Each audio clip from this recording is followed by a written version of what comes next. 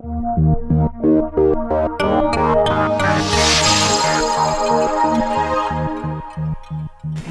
everybody for being here, but I want to thank Norm and Peggy so much for opening up their home and allowing us to come and talk to them and hear their story. And I'm here because I really wanted to have an opportunity to meet with some folks who really highlight why it's so important that we are investing in home care and really engaging in a major transformation of the healthcare system.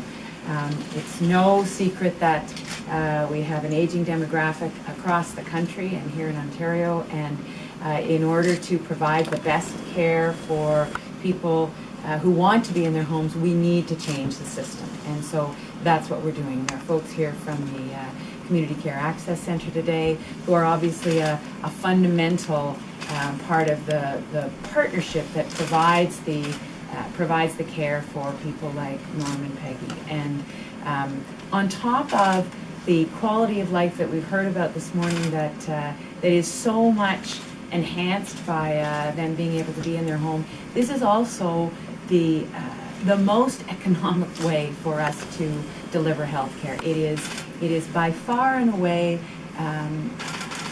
more rational option for the healthcare system to pay for care at home than to keep people in very expensive either acute care beds or ALC beds or in long-term care. So it is for everyone concerned, whether it's the care providers, the system, or the individuals, it is very much the better option to be able to keep people at home. So that's why in our budget there's $260 million investment for next year for increase in home care and community care. And I say the community care is an important part of this because, as you heard Norm and Peggy say, a couple of days a week Norm goes to a day program that wouldn't be available if we weren't making investments in community care. So it's the care that is provided at home, and it's the care in the community that provides opportunities for people to get out of their homes and be part of the community, because that's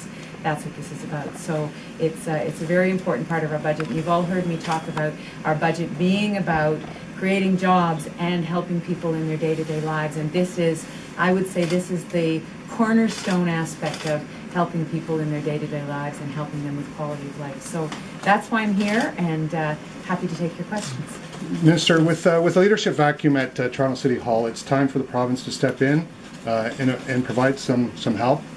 Is it? Like, basically, how concerned are you about the ongoing crisis at City Hall in terms of City being unable to function? What powers does the province have to help fix the situation? Well, I think you may have heard some of the councillors. I didn't hear exactly what they had to say, but some of the councillors this morning talking about business going on at City Hall and them taking responsibility for continuing to do their work. So I'm very confident that the City Council will be able to work in the situation. I've said that it's unfortunate when there are issues that arise that make it a tumultuous situation in a local government, but that's the reality. That's what's happening right now, and the city councillors are stepping up. First of all, we're not talking about anyone who's been convicted of anything. There have been not even any charges. So we just have to be clear that this is a situation that has to do with it's a personal situation at this point, and so there are mechanisms in place if there are legal issues.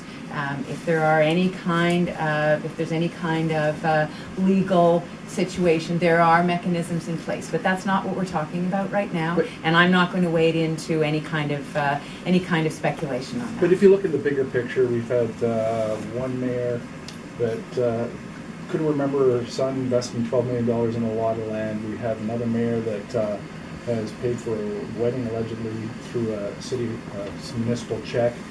Is there, in the Municipality Act or the City of Toronto Act, is there a way of eliminating You know, we have a judicial system that, a legal system that deals with situations where there's been a law broken, and there are processes. I think you're talking about where there are allegations of conflict of interest. There are processes, and so, you know, we need to let those processes take. Or let people go through those processes and determine whether they're in any of those situations, whether there's been wrongdoing, and then there are remedies attached to the findings in those. So I am, again, I'm not going to engage in speculation on a particular situation. I think that there are mechanisms in place, and we need to let those mechanisms do their job. And I'm confident that that in all those situations is exactly what will happen.